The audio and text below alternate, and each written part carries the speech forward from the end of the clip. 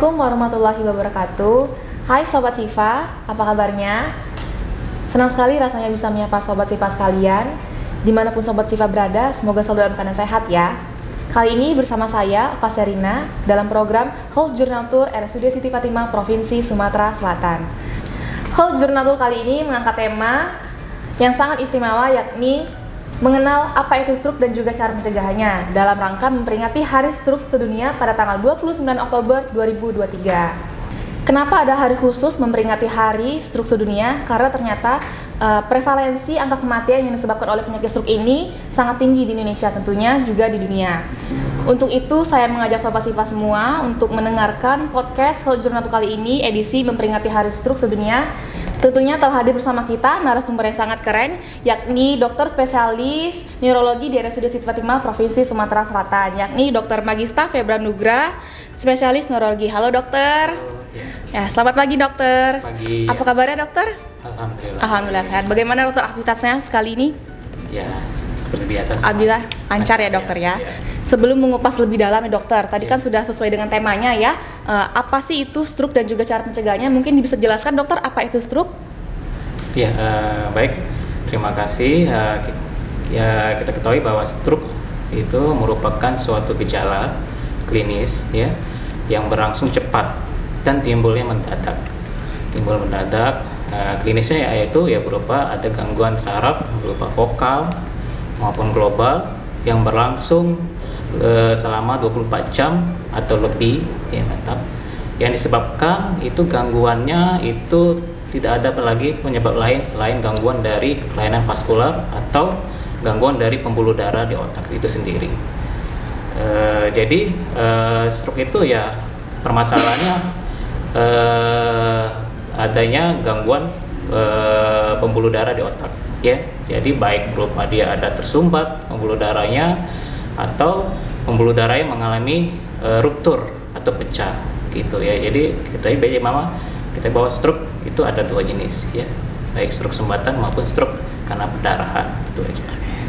Oke, itu tadi sudah disebutkan ya, apa itu mengenai stroke, dan juga stroke itu dapat diklasifikasi menjadi dua macam ya dokter ya, yaitu yang tersumbat dan juga pendarahan. Ya, mungkin bisa dokter dijelaskan mengapa sih stroke itu bisa terjadi? Ya, kita tahu bahwa kalau kita menanyakan itu penyebab, ya jadi dia ada dua faktor risiko ya. Jadi seseorang tuh bisa terkena stroke tuh dia ada dua faktor risiko. Faktor risiko yang pertama yaitu yang tidak bisa dimodifikasi, maksudnya tidak bisa kita rubah, kita tidak bisa gugat, faktor usia ya. Dari berdasarkan epidemiologi itu usia lebih dari 55 tahun tuh lebih tinggi terkena risiko. Terus gender ya, jenis laki-laki itu lebih paling sering. Ras tertentu ya, ras kulit hitam biasanya paling sering kena. Riwayat genetik atau keluarga juga bisa, atau riwayat dia sudah mengalami stroke sebelumnya ya. Yang kedua yaitu faktor risiko yang bisa dimodifikasi. Yang paling sering itu seseorang terkena stroke karena dia ada riwayat darah tinggi. Yang paling sering ya faktor risikonya. Yang kedua yaitu ya bisa karena diabetes mellitus, kencing manis, ada riwayat sakit jantung, ada riwayat kolesterol, terus pola aktivitas yang buruk, pola makan yang buruk, kebiasaan merokok, alkohol, dan obesitas kegemukan bisa. Jadi itu dua faktor risiko yang bisa menyebabkan seseorang bisa terkena stroke. Oke dokter, tadi kan dokter sudah menyebutkan bahwa banyak sekali faktor risiko yang menyebabkan stroke ini, mungkin dari ras gendernya dan faktor-faktor lainnya. Nah, mungkin dokter untuk terkena penyakit stroke ini rentan pada usia berapa dokter? Iya, kalau dari penelitian sebelumnya, saya sebutkan itu paling tinggi di atas 55 tahun ya, sampai di bawah usia 70 tahun. Itu yang paling tinggi rentan ya terkena stroke. Tapi dengan pergeserannya zaman, pergeserannya kebiasaan ya, lifestyle gaya hidup, stroke itu bisa terjadi pada siapapun ya. Jadi kenapa momen ini Hari Stroke Sedunia kita kampanyekan ya, bukan ditujukan pada orang lanjut usia aja ya. Jadi pada orang-orang muda kita gencarkan, kita kampanyekan bahwa stroke ini bisa terjadi kapanpun, pada usia berapapun. Jadi banyak sekarang kasus-kasusnya itu pada usia muda, usia 20-an sampai 40, usia produktif banyak yang sudah terkena stroke. Jadi tidak hanya pada usia lanjut saja yang terkena stroke. Jadi pada stroke usia muda juga sekarang sudah mulai banyak terkena stroke gitu. Ya, mungkin untuk sobat Sifa sekalian harus mengingat ya, bukan hanya terkena pada usia lanjut usia, mungkin juga dengan anak muda nih dengan lifestyle yang sangat tidak baik mungkin sekarang dokter ya, mungkin bisa diidentifikasikan lagi ya, bagaimana caranya untuk mencegah stroke. Mungkin bisa dokter dijelaskan bagaimana gejala-gejala stroke itu dokter? Ya, oke. Kita harus ini masyarakat umum harus tahu ya penyebab gejala-gejala, biar kita bisa tahu oh ini ada stroke nih. Jadi kita langsung harus bawa ke rumah sakit ini gejala-gejalanya. Yang pertama yaitu kita pakai slogan yang sudah dikampanyekan oleh Kemenkes ya, Kementerian Kesehatan, segera ke rumah sakit ya, ke RS. Se-nya itu senyum ya. Jadi kita lihat pasien itu senyumnya, kita lihat pasti dia satu sisi tidak simetris ya, ada yang tertinggal. Yang kedua yaitu segera ya, yaitu kelemahan sisi tubuh anggota gerak ya. Jadi dia pasti ada kelemahan satu sisi.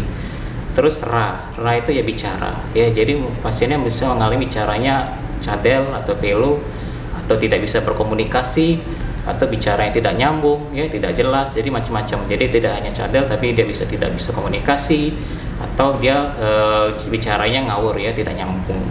Terus yang berikutnya ke itu yaitu kebas. Jadi pasien bisa mengalami kebas atau baal tebal satu sisi tubuh dari atas wajah sampai di ujung kaki dokter. Iya, satu sisi. Jadi dia satu sisi aja, kayak terbatas satu sisi aja ya, ke baik kiri ataupun kanan gitu ya.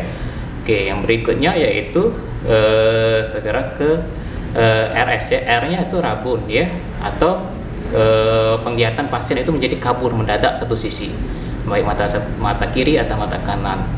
Yang terakhir yaitu S ya. Jadi S itu yaitu sakit kepala yang timbul mendadak, sakitnya itu luar biasa ya, yang tidak pernah pasien itu rasain sebelumnya. Atau biasanya ada gejala kayak semacam vertigo atau goyang ya, yang timbul mendadak dan tidak pernah pasien rasakan sebelumnya. Nah, jadi gejala-gejala ini pasien ataupun keluarga itu harus aware, harus tahu. Jadi kalau bila ada gejala ini ya harus segera ke rumah sakit, jangan ditunda lagi. Harus segera di rumah sakit biar kita bisa diperiksa langsung oleh dokter dan tenaga medis lainnya. Nah, bisa kita observasi apakah ini termasuk salah satu gejala stroke atau tidak gitu, biar bisa kita langsung tata laksana lebih cepat, lebih baik gitu. Oke, tadi itu sudah disebutkan ya slogan dengan slogan mengenali gejala-gejala stroke dengan slogan segera ke rumah sakit ya dokter ya. Nah, mungkin bisa dijelaskan dokter, ketika kita melihat orang terkena stroke, tiba-tiba terkena stroke depan kita ini, mungkin apa dokter langkah pertama yang bisa kita lakukan untuk menolong pasien tersebut dokter? Iya, kalau yang pasti ya kita kalau bisa ada dia terjadi kelemahan atau apa ya, terjatuh, biasanya pasien ditemukan oleh keluarga tergeletak nih, jatuh karena dia nggak bisa lemah ya, lemah satu sisi terjatuh ya. Kita yang pasti kita amankan dulu posisi ya, penderitanya tempat yang aman, misalnya di rumah. Kalau dia biasanya jatuh di WC atau apa ya, pastikan diposisikan aman dulu biar tidak ada pasien itu tidak ada cedera lagi yang lanjut ya. Terus kalau pasiennya sadar, kita lihat gejala, kita tanyain. Kalau misalnya sudah ada mengarah, oh ini kayaknya sih ada tanda-tanda gejala stroke ini, dari keluarganya, dari dia ngomongnya cadel, ada lemah, mulutnya mengot gitu kan. Tanpa kita tunda lagi, langsung bawa ke rumah sakit. Jadi itu di IGD kita, rumah sakit Siti Fatimiyah ya terbuka 24 jam ya. Jadi tidak ada lagi menunda. Jadi tidak ada lagi menunggu oh nanti aja, besok pagi aja gitu ya kalau kejadian malam, atau misalnya ini besok weekend nih, libur nih tutup ya, hari kerja aja, nggak ada kompromi, nggak ada kompromi. Jadi kapan pun, malam, tengah malam, pagi, subuh atau apa, hari Sabtu Minggu libur, itu harus bawa ke rumah sakit ya. Kalau bila pasiennya tidak sadar, misalnya kan ada gejala juga yang stroke yang tidak sadar, atau misalnya ada gejala kejang, ya pastikan dulu penderita itu kita letakkan posisi yang nyaman ya, dibaringkan ya, jauhkan dari macam-macam benda yang berbahaya, karena kita adalah apalagi kejang kan, pasien tidak sadar. Terus pakaian juga kalau yang itu dilonggarkan atau apa, sudah posisi aman, pasien sudah ditempatkan tempat tidur, langsung bawa ke rumah sakit juga. Jadi tidak ada lagi diurut-urut, dipijat, itu kan itu sudah memakan waktu ya, atau dikasih apa, balsam atau apa, karena masalahnya stroke ini yang kita jelasin tadi dari awal, bukan masalahnya karena otot, karena apa, jadi karena ada gangguan pembuluh darah di otak. Jadi ya harus segera ke rumah sakit, gitu aja prinsipnya. Oke, terima kasih dokter. Mungkin Sobat Sifa harus diingat ya, jika kita menemukan pasien dengan gejala stroke, mungkin bisa langsung ditangani dengan cara segera datang ke rumah sakit untuk identifikasikannya, dokter ya. Nah dokter, saya bertanya-tanya nih, mungkin Sobat Sifa juga penasaran, apakah penyakit stroke ini merupakan penyakit dari keturunan gender atau keturunan dari orang tua mungkin, dokter? Ya, kalau dari epidemiologi itu memang ada yang tadi saya sebutkan faktor risiko yang tidak bisa modifikasi, yaitu asal satunya adanya riwayat genetik atau keturunan ya. Tapi persentasenya sangat kecil paling cuma beberapa persen, 2-3% ya. Yang paling besar sekarang ini malah yang faktor risiko yang bisa dimodifikasi itu, yang paling bisa terkena stroke ya. Jadi orang yang misalnya ada riwayat orang tuanya kena stroke, itu ya belum tentu dia bisa kena stroke juga ya, asal ya kita bisa tetap pantau, cek kesehatan berkala, kendalikan yang kayak tadi, darah tingginya, cek gula misalnya kan teratur, aktivitas fisik yang teratur, pola makan yang baik gitu kan, terus diet yang seimbang ya gitu. Jadi kalau kita bisa kendalikan itu ya kemungkinan untuk terjadinya stroke ya itu sangat kecil ya.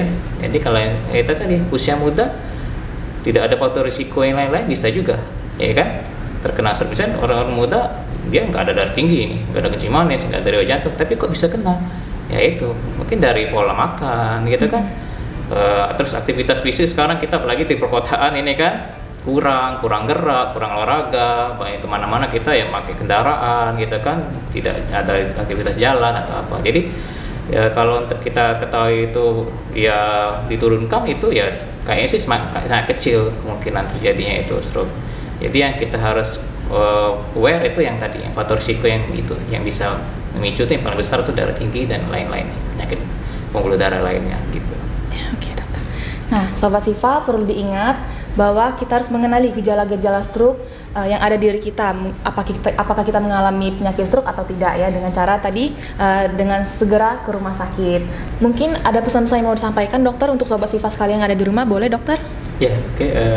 Mungkin sebagai kesimpulan ya, jadi bahwa stroke itu merupakan suatu kondisi yang gawat darurat ya. Jadi namanya gawat darurat itu tidak ada kompromi, tidak ada ditunda-tunda ya. Jadi langsung dibawa segera ya ke rumah sakit. Dan pengenalan yang tadi, yang gejala-gejala itu sangat penting ya, baik untuk masyarakat umum ya. Jadi kalau misalnya ada kenalin gejala-gejala itu, untuk baik dari yang keluarga, teman dan lain, ya kita harus aware oh ini merupakan gejala stroke, tanda-tanda gejala stroke ya, curiganya ya. Jadi ya, harus dibawa ke rumah sakit. Karena apa? Kita ada slogannya ya, yaitu time is brain. Ya, jadi waktu itu adalah sangat penting untuk menyelamatkan kondisi otak kita ya. Jadi semakin cepat ditangani, semakin cepat kita mengobati ya, semakin cepat juga pasien itu mendapatkan keluaran klinis yang baik ya. Sehingga pasien itu bisa walaupun dia sudah terkena stroke, kita harapkan bisa beraktivitas sedia kalanya lagi ya, sebelum dia terkena stroke. Kita itu aja. Terima kasih. Ya, terima kasih dokter. Nah, Sobat Sifa, itu tadi sudah kita dengarkan penjelasan tentang mengenai stroke dan juga cara pencegahannya, dokternya. Tidak terasa dokter, kita sudah berada di penghujung acara. Ya, terima kasih kepada dokter sudah menyempatkan waktunya untuk hadir di acara program Health Journal Tour kali ini. Dan juga saya ucapkan terima kasih kepada Sobat Sifa sekalian yang sudah menyempatkan waktunya untuk mendengarkan podcast Health Journal Tour kali ini. Dan juga jangan lupa selalu saksikan program Health Journal Tour di akun YouTube RSUD Siti Fatimah Provinsi Sumatera Selatan. Untuk informasi edukasi terupdate lainnya, boleh silakan ikuti akun media sosial kami RSUD Siti Fatimah Provinsi Sumatera Selatan. Sebelum menutup podcast pada hari ini, saya mempunyai pantun untuk Sobat Sifa sekalian, yaitu stroke datang tanpa pemberitahuan. Cek kesehatan jangan diabaikan. Jaga kesehatan dengan makanan seimbang agar stroke tidak datang di tengah jalan. Saya Oka Serina bersama Dr. Magista. Terima kasih dokter. Wassalamualaikum warahmatullahi wabarakatuh. RSUD Siti Fatimah Provinsi Sumatera Selatan. We protect.